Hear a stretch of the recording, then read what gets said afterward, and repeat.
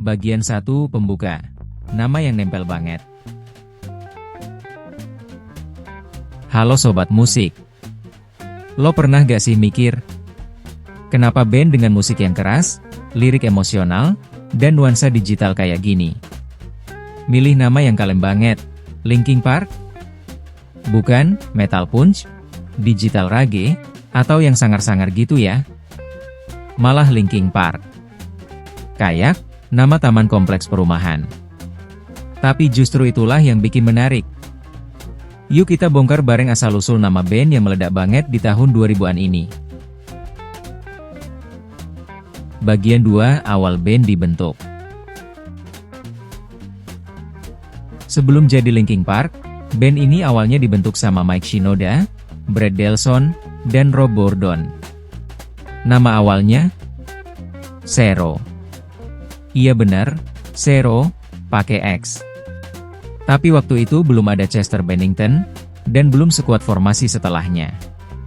Pas Chester gabung di tahun 1999, semuanya berubah. Suara screamnya Chester, ditambah rapnya Mike. Jadi kombinasi yang belum pernah ada sebelumnya. Gado-gado antara nu metal, hip hop, sama rock alternatif. Bagian 3, nama Linkin Park terinspirasi dari jalanan? Nah, pas mau serius rilis album, mereka sadar. Nama, Xero, udah kepake sama band lain. Gak bisa dipatenin, gak bisa dipakai secara legal. Akhirnya mereka ganti nama jadi Hybrid Theory. Tapi, lagi-lagi mentok. Nama itu ternyata juga udah dipakai.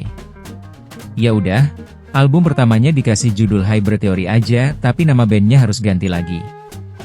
Terus kling. Muncullah ide nama, Linkin Park. Ternyata Chester sering lewat taman di Santa Monica yang namanya Linkin Park. Nah, karena nama itu juga udah dipatenin orang. Dan mereka pengen domain website yang gampang dicari. Mereka ubah ejaannya jadi Linkin Park. LINKN. Biar domain linkinpark.com bisa dibeli. Gitu. Bagian 4, kenapa nama ini bekerja? Aneh ya? Tapi justru itu kejeniusan mereka. Nama, Linkin Park, tuh unik. Gak terlalu metal, tapi gak terlalu soft. Gak langsung nunjukin genre. Jadi mereka bebas eksplor musik dari rock, rap, elektronik, sampai pop. Dan nama itu juga bikin mereka gampang dikenali. Begitu lo denger Linkin Park, gak bakal ketuker sama band lain. Langsung keinget, Chester teriak, Mike ngerap, nuansa gelap, dan nostalgia 2000-an. Bagian 5, cerita lucu dan konyol seputar nama. Ada juga cerita lucu nih. Dulu banyak fans luar negeri yang ngira Linkin Park itu nama orang. Ada yang nanya, siapa itu Emer Linkin Park? Atau, kenapa Chester dinamain Linkin? Duh, ampun dah. Terus, banyak juga fans dari Asia yang bingung nulisnya. Lincoln atau Linkin? Karena kedengerannya mirip. Padahal itu beda banget artinya hahaha. Tapi semua itu bikin nama ini makin ikonik.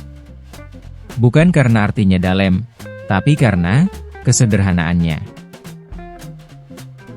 Bagian 6, nama yang abadi bersama musiknya. Dan lo tahu gak? Semenjak nama itu dipakai, mereka langsung ngebut ke puncak popularitas lewat album debut Hybrid Theory, 2000. Itu album jadi salah satu album debut terlaris sepanjang masa, bro. Nama Linkin Park pun ikut melekat di hati fans dari berbagai dunia. Dari In the End, Numb, Somewhere I Belong, sampai lagu-lagu emosional mereka setelah Chester meninggal. Nama ini terus hidup. Bagian 7, penutup dan ajakan.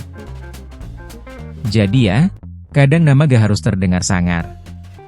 Yang penting berkesan, dan punya cerita unik. Kayak Linkin Park, yang nama asalnya dari jalanan, tapi musiknya sampai langit.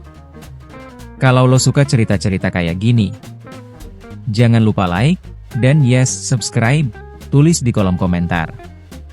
Bahas band ini dong, Bang. Sampai jumpa di cerita band selanjutnya. Dan jangan lupa, kadang ide brilian itu muncul pas lo lagi nyetir lewat taman.